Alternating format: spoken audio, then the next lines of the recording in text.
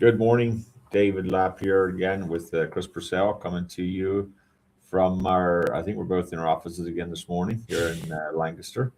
So Yep. today, well, actually, the next couple of weeks, we want to go through the five dysfunctions of a team by Patrick Lencioni one by one. Just talk about the different ones. Today, we want to talk about trust and just what builds a team. How does trust play into that? Just some of the if there's an absence of trust, if there's a if trust is there, what happens if trust is not there, how to build trust. So yeah, it should be fun. We'll throw our opinions out there and we'll see where we come out at. But it's always fun just to chat and see what comes out. So starting off, Chris, if you wanna read the scripture verse for the day. Yeah, sure. So we selected 2 Corinthians 12:9 for today. And he said to me, my grace is sufficient for you, and my strength is made perfect in weakness. Therefore, most gladly, I will rather boast in my infirmities, that the power of Christ may rest upon me. So yeah, you know, as a leader, as somebody, if you're building an organization, there will be weaknesses. There will be times when we need grace. There'll be times when we mess it up. But they say nobody succeeds without failure, and there's a lot to that. There's something about stepping out in faith and trying something and then being willing to work through if it doesn't work out and that kind of stuff. And I think that really has spoken to me already. Is you know if we never try, we don't know. And sometimes you have to try something and then you know ask for grace, ask for forgiveness, work through the disconnect, and believe that God has a greater purpose in that. Right. Yeah, there's obviously, I think there's this big, like, high level idea that we want to trust one another, of course, right? And that's the big thing, that in that trust, we eliminate that major dysfunction. But a lot of times, trust or maybe distrust is, what I've seen is it's rooted in these things that we don't see as capable. Like someone might not be able to perform a task, or they might not have the knowledge that's necessary in order to do it. So we might identify that as a weakness, right? But the interesting thing about weakness for me, weakness is more just lacking something. And in our opportunities of leadership, in our roles within the organization, we're kind of here to train through the weakness and give people strength in areas that they don't already have it, that are necessary for their purposes and their organization. It was interesting because just the other day, someone sent me a document, and I doesn't connect to this at all. But on that document, there was this quote from an unknown source, and it wasn't one that I had heard before. And it says, "Under pressure, we don't rise to the occasion. We rise or fall to the level of our training." Hmm. And I thought that was a really interesting idea of just how it really becomes this kind of beautiful thing where trust is really built around the fact that we're all growing together, that we're Yeah, all going to have weaknesses, and yeah, it's not necessarily the fact that we have a weakness that causes distrust. It's the fact that we are all in need of extending ourselves and growing, that should build trust if we're able to do that kind of on the same path. yeah. I think one thing that was interesting to me was a few weeks ago. I was at the Family Office Club Super Summit in Fort Lauderdale, and one of the Family Office Club investors said he will never invest in a deal where there's no weaknesses, or where the GP says there's no weaknesses. He said there are Hmm. weaknesses, you just don't know them. And he said Hmm. I would much rather invest in a deal where the person leading the deal knows what his weaknesses are than if he says there are none. So I just had to think about that here. So as we think about trust and building trust and some of that, it's what are some ways that you see building trust and some of that stuff? Yeah, I think uniting in that shared cause of, for lack of a better term, imperfection, and the fact that we're all constantly working on perfecting ourselves, both in our faith and in our work and in all ways. I think seeing each other as grace filled or necessary of grace helps us build trust with one another, because we can unite around that shared hope and need for space to improve and find ways. As David, I was on a seminary trip slash, immersion trip in Cuba last week. And one of the things that I saw as I've reflected on my time while I was in Cuba is the people of Cuba, the people walking the streets and present and surviving, have this great mutual respect where they're not afraid to share what is holding them back, what is maybe even holding them down, and even the ways in which they're struggling and where they might have to make poor decisions in order to overcome some of those struggles, just as a basic instinct of survival. But there's this deep respect among one another, where in trusting that we're all surviving together, there's this deeper sense of grace and understanding that I'm not always used to seeing. And it was really beautiful. And I think it just led me to this idea too, where it's like, if I could look at the other person in my life and at the other person in my office space or in my warehouse or whatever it is, and I could truly see a person that is just working through the same stuff, and that we can trust that at the end of the day that we're going to have best intentions in mind, even though we might not always put or do the best things and make mistakes, that we can at least have trust in purpose and cause, even if we can't always see it in actions. Yeah, I think so often we compare our intentions with somebody else's actions, and we say we would have never done that. It's like one of our team was just saying, all the Monday morning quarterbacks that knew how to do it, but it's a different story if you're in the middle of it and you're actually making the calls, making the decisions, and in that process, it's very important that you trust the people around you and that you're able to freely share. This is what's happening. This is how you get through this.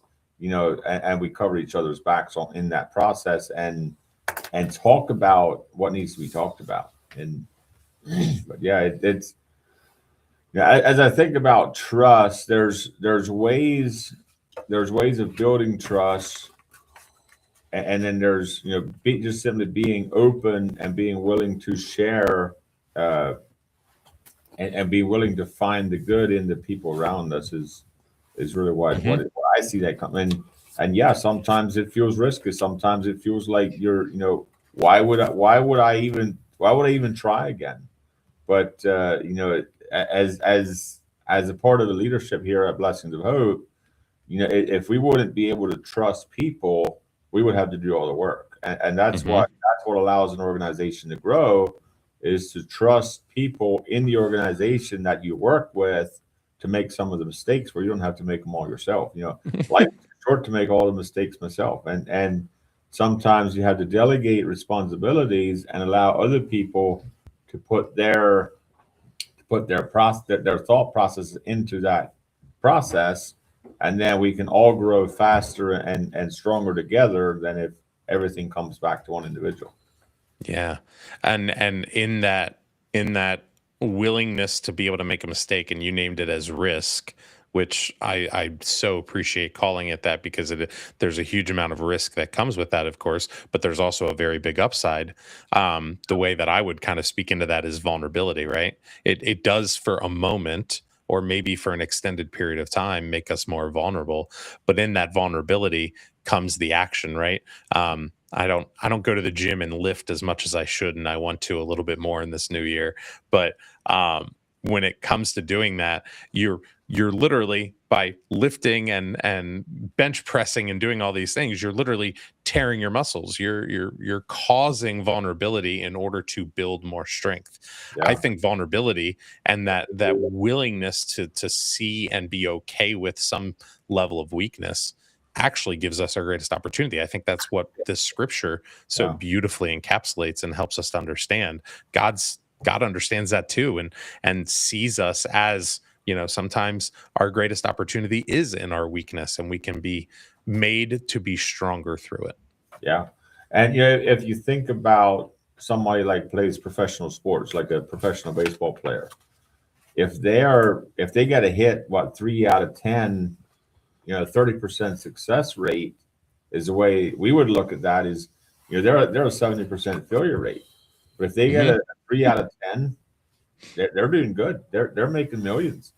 And sometimes I think we need to take a step back and look at the bigger picture and say, what are we really going for here?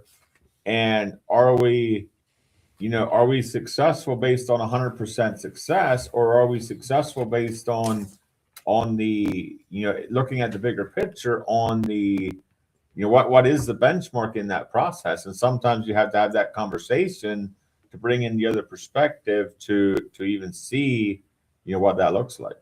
Well, and I think there's another really good way to maybe even build trust is when you can kind of mutually agree to what those benchmarks are. Like, I love the conversation of what's realistic. Like, don't feed me what you think I want to hear in terms of what you're going to achieve.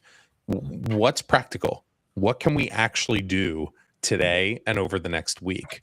And let's work with it. Let's see if it fits. If it doesn't, we'll work with it. But I can't trust you if you constantly tell me you'll deliver something and then you fail to deliver. So where does faith come into that equation? Like if That's you have these big aspirations, this is what you're shooting for. So I guess another question with that is if I have a goal to hit 300% of where you think the goal should be, and I hit 200%, was that successful or did I fail? right. Well, That's it. well, yeah, right. And then there's that faith element that, like, it might be a failure to me, but is it a failure of our faith? Is it actually not Yeah. succeeding? Maybe it's beyond the vision that we already have. I think that's the distinct difference between religious faith and our work and all these different things, where we sometimes have to step back. Like, you know, we can, I mean, to say it bluntly, we can look at someone that doesn't succeed in our organization and still have faith that God is using them in all the ways that they need to, right? And Yeah. and that's an okay conversation to have. That we can still see and that's a trust factor as well. Seeing God's value in people separately from organizational value, I think, is an impactful way. And it really depends on how you're establishing that trust. I think a lot of us, even as a society, we establish our trust on some pretty rocky ground sometimes. Mhm. So I think it's a matter of actually figuring out what ground that we trust one another on so that we can be more trustworthy. And also, like in a time of distrust, there's often miscommunication as well. Mm, It's either a third party gossip, if you will, or it's I say something, you heard something else kind of a thing. And sometimes if there's a conflict situation, sometimes just repeating back what you heard me say would make clear things up where what I said was not what you heard. And sometimes you have to have those conversations too. But there's all these different nuances of working with people. And if people would be as simple to work with as computers are, you know the logic, you punch in the logic, you get the answer. But we are human beings, and we are all created uniquely in God's image. And sometimes what you see in that, what I see in that, is two different pieces. And if we trust each other, and we trust each other's heart, and we trust each other's intentions, then we can work through and get to a bigger answer, because we can then work together towards that common goal. yep, absolutely. Beautiful. So yeah,